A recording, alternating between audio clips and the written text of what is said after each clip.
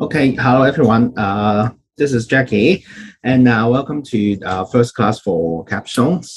Basically, I will be covering parts on ethics and corporate governance, and I will also share with you some skills regarding how to tackle question, how to interpret the facts, and I will share about something on the CEC and also talk about things that you need to pay attention during the workshop if you are having the capstone exam first time. Okay, and basic brief talk about this preparation guide, especially for workshop part. Okay, and if you look at this, okay, it actually gives you a pretty good outline of what is going to be happening in the workshop. What is going to be workshop 1, workshop 2, and workshop 3, and basically. During the workshop, you can see you will have to be covering some leadership skills in the first two workshops, talking about leadership styles and qualities, and most likely will be a group discussion among your group, and then report back to the larger group. And for most likely, this leadership information is going to help you to build up a high performing teams, because you need to do the team presentation at workshop 3. So you will need to demonstrate this leadership skills during the workshop, and especially when you are taking lead in doing some preparation work and doing some presentation during the workshop period.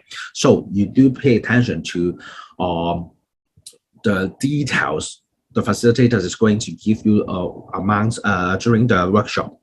Some of the information will especially be useful for the workshop 3 and as well for your final examination.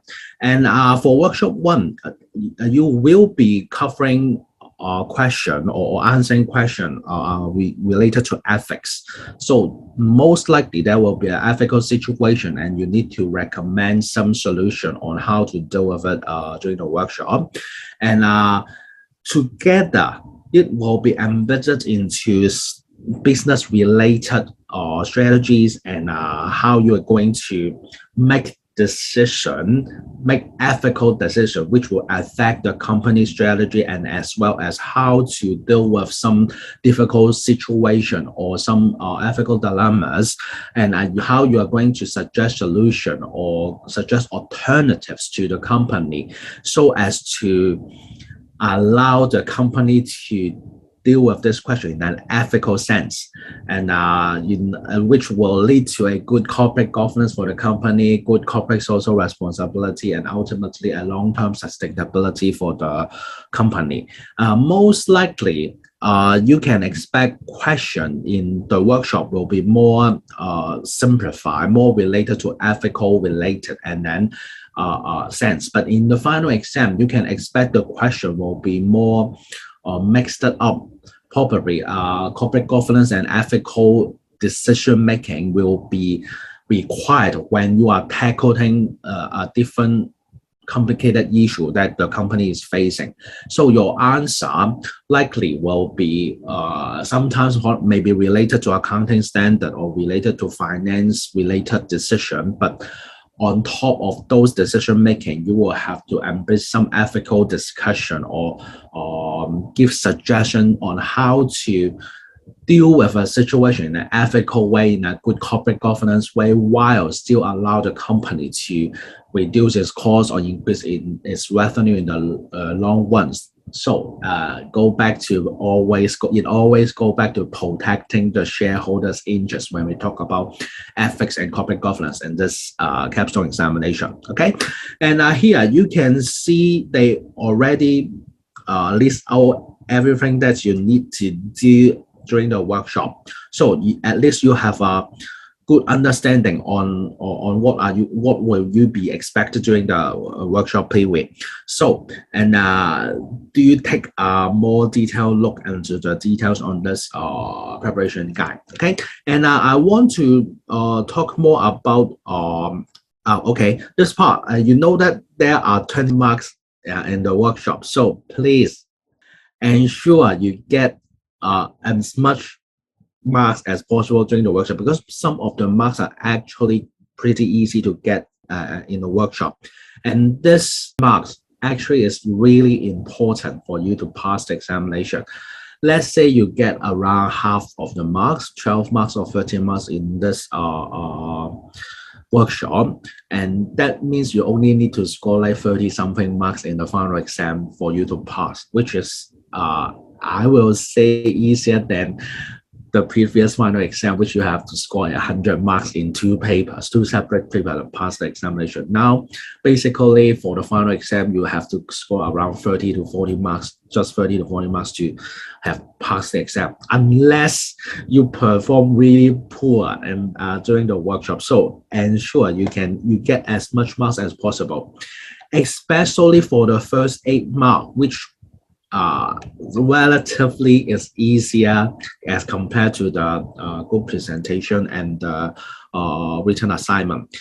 For this 5% on the team presentation, sometimes you need to depend on the qualities and standard of your teammates, because this is a group assessment. So if you got like 4 or 3 marks in the presentation, every one of you in the group will get the same mark. So this is a bit of luck here. Okay, depends whether you meet some good teammates in during the workshop. Okay, but other than that, this 20 marks is all your own effort. All right, and so moving on, if you look at here, how you will be assessed, always study more on this part on how you will be assessed, both in this preparation guide and the final exam preparation guide.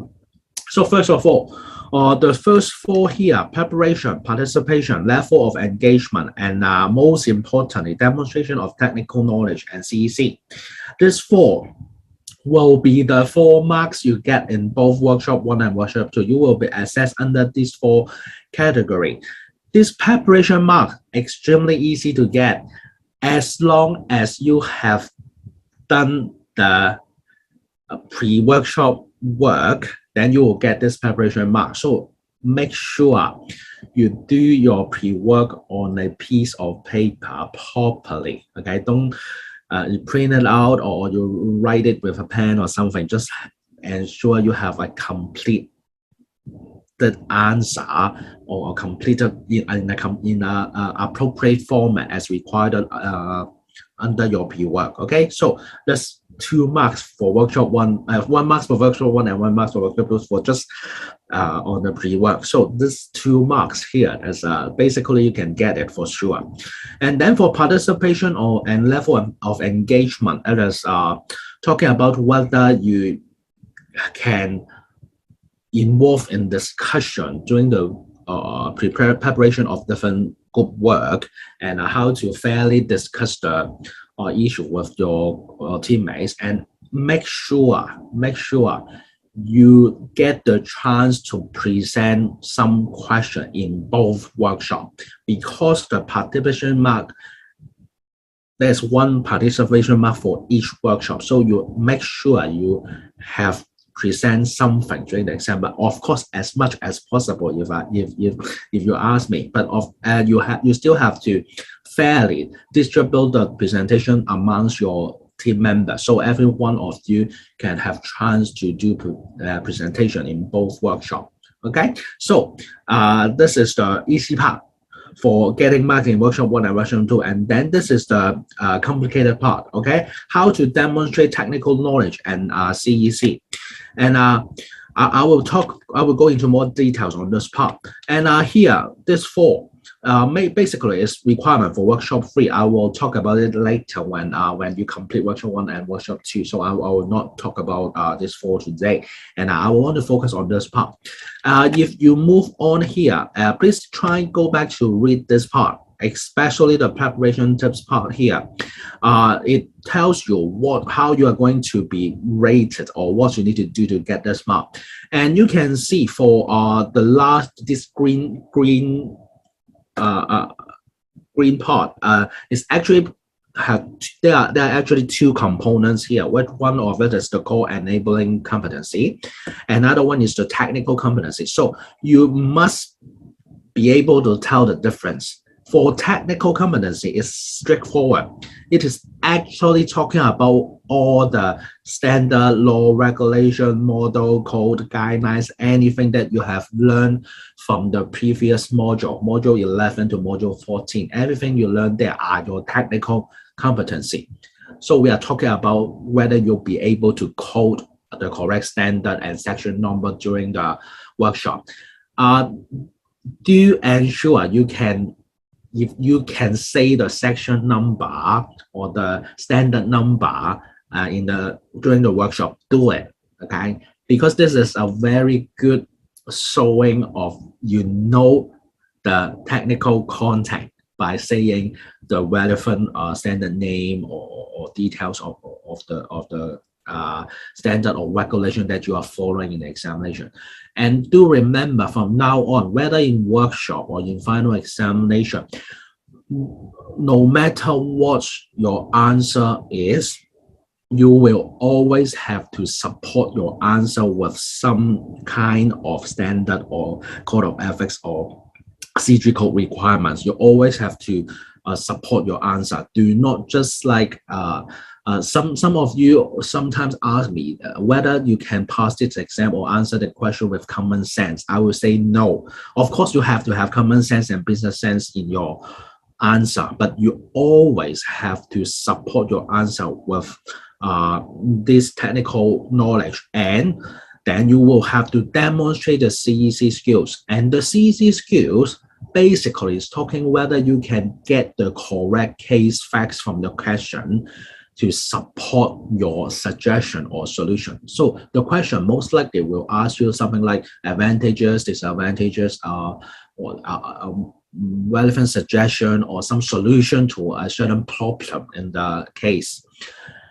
Your solution, your suggestion on how to deal with a particular situation will always need to be supported by case facts, following the CEC model, and then further being supported by relevant laws and regulation and guidelines. So everything you write down on your answer booklet are actually already something being covered in all these CEC materials or your exam guide materials. They are all you already learned them all, so please use them and don't just try to make up something that or just like randomly write down some random thoughts of yourself in your answer without referring back to the case, or don't have a relevant standard or regulation to support your answer. This is something you have to bear in mind. All right, and if you further look at it, you will see for the integrated assignment part, this is the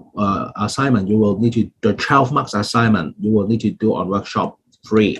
You see that the two requirements are demonstration of CEC and demonstration of technical competency. And this is the same for the final exam part. If you scroll down to the final exam part here, you will see you will be assessed again for demonstration of CEC and demonstration of technical competency. So there are a lot of words here, right? And they separate into different sections and this guide, but actually they are only talking about two things: the CEC model and whether you can apply all the knowledge you learned from previous workshop and throughout the whole QP journey. It means all the previous modules that you have learned. Try to always apply knowledge or keywords that you learned from different modules. Although you have to look at the question carefully on different perspective or on who you are or how you are going to answer the question or what kind of documents you are preparing during the examination. But whenever you are able to quote something you have learned before, just do it. I can assure you that by referring things that you learned in previous module, most likely you will score some marks from them. And it is much better than you create something or just like answering stuff with your own common sense or from your own working experience, something like that. but try to always support things that you write. So when you plan your answer, you always need to think about the keywords or topics or different chapters that you have learned in different module. Okay, so this is the first recommendation I give you because not my recommendation. It is from this preparation guide by JackyLi that they want you to answer your question this way. All right. So next part, please try to read through the whole preparation guide by yourself because I don't have time to go into too much details on every single items here. Just I need to draw your attention on the difference between CEC and technical competency. And now I will go into talk more about the CEC with you.